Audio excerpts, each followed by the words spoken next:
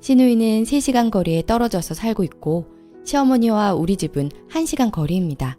우리는 지방 중소도시 살고 있고 이 지역에 연고가 없습니다. 첫째 낳고 육아 때문에 일 그만두고 전업하다가 일 시작한 지 몇 개월 안 되고요. 현재 초1, 초3 아이 둘 키우고 있습니다. 결혼 시 시가 지원 없었습니다. 문제는 시누이가 암 진단을 받았고 초2, 초4 아이 둘 키웁니다. 시누이 남편은 공무원이고요. 그런데 시누이가 제가 사는 지역으로 이사 오고 싶어 하며 이사 오면 시누이와 조카 둘 케어를 원합니다. 남편 하는 말이 이사는 오게 하되 도와주지는 못한다고 이야기할게. 이사를 오지 못하게 할 명분이 없는데 어쩌겠어 라고 합니다.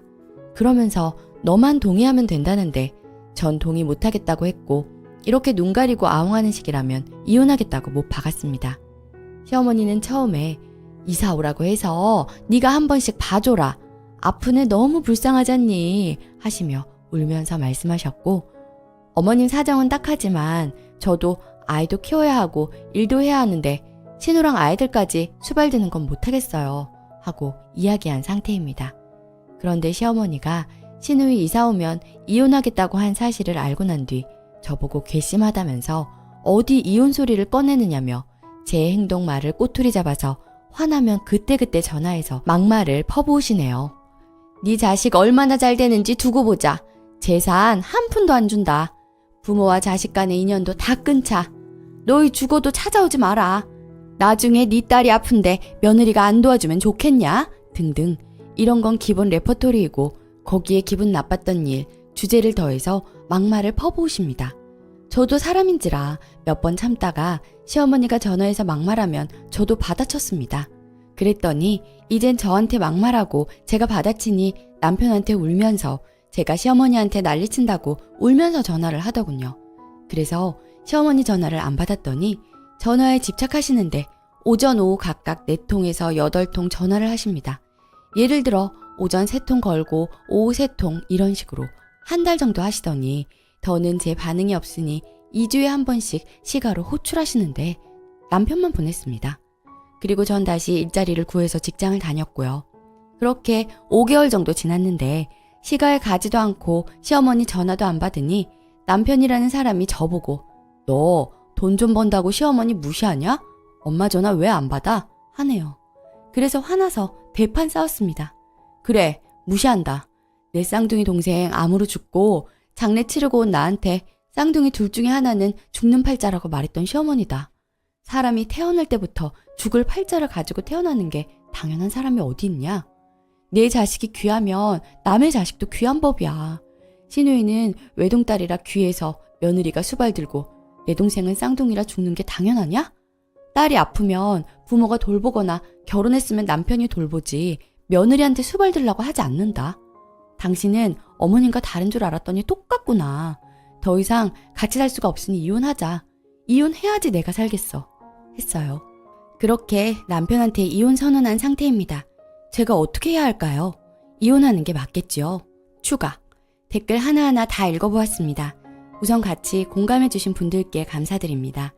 예전에 시어머니가 쌍둥이 동생 죽은 것에 대해 쌍둥이는 죽을 팔자라고 한 이야기 때문에 많이 분노했고 속상했습니다.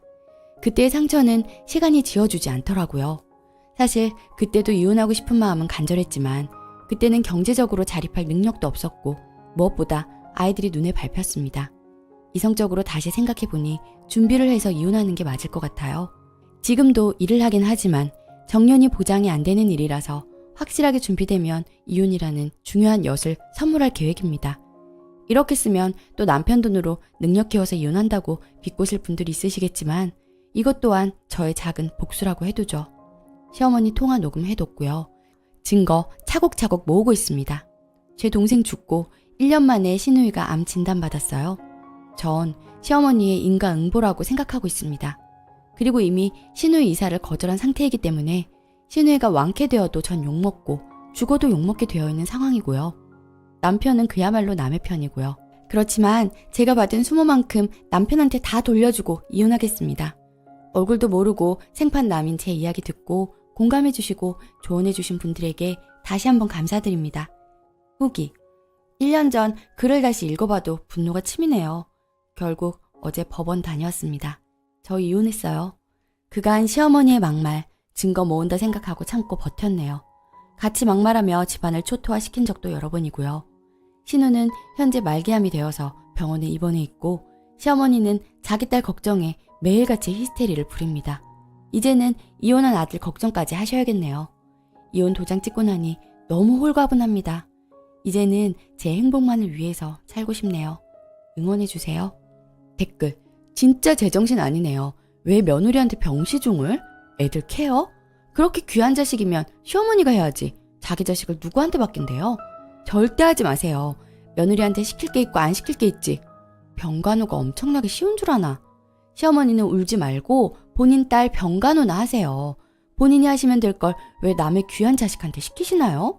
나쁜 시모의 나쁜 남편이네요. 두 번째 사연. 친언니가 유산된 저에게 장난을 칩니다. 안녕하세요. 친언니 때문에 마음이 너무 괴로워서 이렇게 글까지 쓰게 되었습니다. 우선 저는 결혼을 했습니다. 제 언니랑 저는 누가 봐도 쌍둥이 같다, 서로 너무 친해 보기 좋다 하는 사이였어요. 언니는 지금 36, 저는 30이에요. 언니는 미혼이고 제가 29살 1년 전에 결혼식 할 때에도 남편이 못생겼다느니 팔자가 안 좋다 지랄을 했어요. 그때 저는 너무 화가 나서 식 들어가기 전에 대기실에서 언니한테 성질을 부렸고 그 이야기를 나중에 들은 남편은 이해하라며 자기가 못생긴 거 다 안다며 넉살 좋게 웃더라고요. 그 후에 결국 남편이 마련해준 자리에 언니랑 과거에 저랬니 어쨌니 이야기하다 웃고 넘겨버렸습니다. 근데 이번에 제가 임신을 했었어요. 아이를 임신하고 초기엔 조심해야 한다며 모든 행동거지에 조심조심하며 살았는데 아기가 힘들었나 봐요. 결국 계류 유산하고 수술까지 받았습니다. 그 후로 제가 너무 우울하게 보였는지 남편이 친정에 가서 좀 쉬라며 저를 보냈어요. 그 후로 친정엄마가 지극정성으로 절 봐주며 서서히 나아가고 있었는데 이번에 추석이라며 언니랑 같이 엄마 대신 장을 봐주다 일이 났어요. 우리 엄마는 큰어머니라 그대로 차례를 지내야 해서 언니랑 같이 이것저것 장을 보는데 제가 고기를 고르는 모습이 안 입고 왔나 봅니다. 이 고기는 별로다, 아 요건 좋다 하면서 언니랑 이야기하다가 언니가 점점 표정이 어두워지더라고요. 평소 언니가 기분이 안 좋으면 우울증 증상을 앓던 차라 저는 계속 이것저것 따져봐서 미안하다며 언니 손을 꼭 잡고 빨리 장을 끝낸 후 집 방향으로 걸어갔습니다. 저희 언니 아무 말 안 하다가 한마디 하더군요. 야, 니 애 유산된 거 네가 하도 이것저것 따지니까 미리 가버렸나 보다. 이 이야기를 듣고 나니 순간 당황. 그 후로는 화가 나더라고요. 언니, 짜증나는 건 아는데 그런 식으로 말하지 마 하고 화를 꾹꾹 참고 걸어갔습니다. 그러더니 하는 말이 장난인데 기분이 나쁘냐? 그게 왜 기분이 나쁜데? 물론 네 아이 거론하며 말한 거 내가 잘못이지만 갑자기 기분 나쁜 티내면서 말하는 거 짜증난다 라는 겁니다. 그래서 순간 제가 그동안 참았던 말들을 다 내뱉었어요. 남편이 못생겼네. 그래서 팔자가 안 좋네. 예의 바른 척 자존심 높은 척 하네. 직장 다닐 때 회사 사람들은 네 얼굴 하나도 안 보는데 화장하고 다니네 등등. 다 내뱉으며 언니가 이런 말을 나한테 그동안 해왔다. 나 기분 나쁜 게 당연한 거 아니냐 하며 다다닥 따져버렸습니다. 그랬더니 하는 말이 너 내가 부럽니? 합니다. 참나 기가 차서 자기가 전문직 여성으로 지내는 게 부럽냐며 오히려 저한테 따지고 드네요. 커리어 우먼으로 지내는 거? 네, 부럽죠.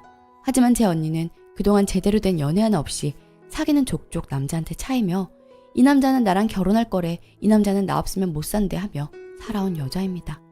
결혼할 사람 없어 결혼 못한 여자한테 뭐가 부러운가요? 그 상황에 너무 화가 나서 결혼하고 싶어 못한 년이 하며 이야기를 하니 저를 대뜸 밀치고는 주먹으로 두어대 내리쳤습니다. 주위 사람들은 말리지도 않고 모여서 구경만 하고요. 저한테 장난 한번 친 것 가지고 난리친다면서 그대로 제가 장을 봤던 모든 재료를 던지고 밟고 그대로 택시 타고 가버렸습니다. 저는 너무 놀라고 화가 나고 억울해서 눈물만 흘리다가 엄마한테 전화해서 태우러 오셨고요. 각종 SNS엔 제 욕과 유산된 제 아이의 욕을 써둡니다. 제 입장에선 정말 이해할 수 없습니다. 언니보다 먼저 결혼하여 욕을 먹고 먼저 임신해서 욕을 먹고 유산을 해서 욕을 먹고 화가 나서 따지니 본인이 부러워 저러는 거다 욕을 합니다. 제가 그동안 언니라는 이유로 막말을 참아서 생긴 결과일까요? 정말 이제는 참을 수가 없어요. 추가. 많은 분이 댓글 주셨네요. 언니의 행동이 정상이 아니라는 걸 알았지만 많은 분이 저 여자 이상하다 할 정도로 심각하다는 걸 인지하지 못했네요. 제가 어렸을 때부터 쭉 이래왔기에 어렸을 때 부모님은 맞벌이 하셔서 낮엔 집에 안 계셨어요. 아주 어렸을 때부터 언니한테 늘 맞고 욕을 들으며 자라온 터라 제가 많이 참았었죠. 저 고등학교 3학년 때는 공부하고 있는 와중에 직장 상사가 이랬다 저랬다 하며 새벽까지 들들 볶아대고 들으면서 속상했겠다 대답을 해주면 자기 이야기 제대로 안 듣는다고 머리를 때리거나 밀치고 의자를 차는 행동도 했습니다. 계속 참고 살아왔던 터라 참는 게 무의식적으로 습관이 됐나 봐요. 덕분에 인간관계에서 착한 사람이라는 칭찬 아닌 칭찬도 많이 들었네요. 그리고 댓글에 정신병원에 왜 안 데리고 가냐 하시는데 수시로 치료받고 있습니다. 본인은 자신을 환자로 본다며 씩씩거리기도 많이 했고 치료도 자주 거부한 적도 있고요. 제가 대학 입학해서도 그딴 곳에 갈 바엔 공장을 다니겠다. 취직을 했을 땐 넌 뭐 그런 곳에 갔느냐며 비아냥거렸고요. 생각해보니 언니가 자주 저를 깎아내렸네요.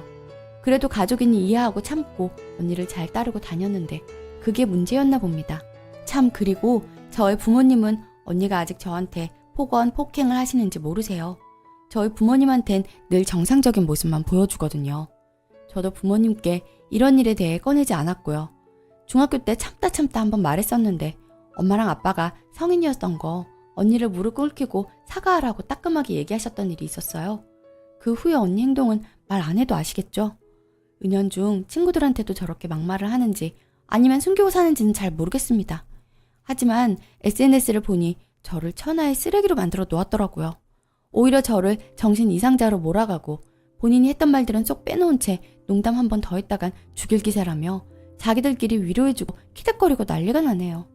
월급이 새우 300이라던데 어디에 그렇게 돈을 많이 썼는지 저한테 빌려간 돈만 100단위가 넘는데 이것만 받고 가족으로서 사람으로서의 인연을 끝을 내려고요. 엄마한테 모든 사실 다 말했고 이 링크도 보여드렸어요.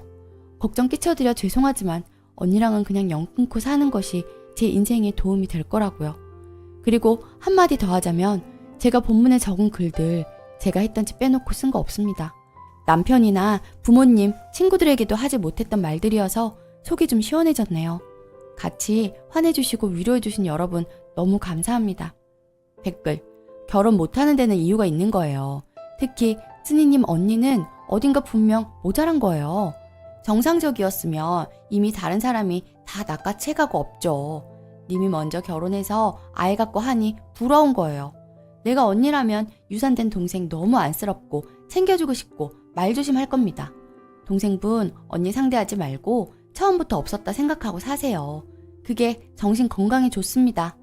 아기는 때가 되면 찾아오니까 마음 편하게 잘 지내시길 바래요. 오늘의 사연은 여기까지입니다.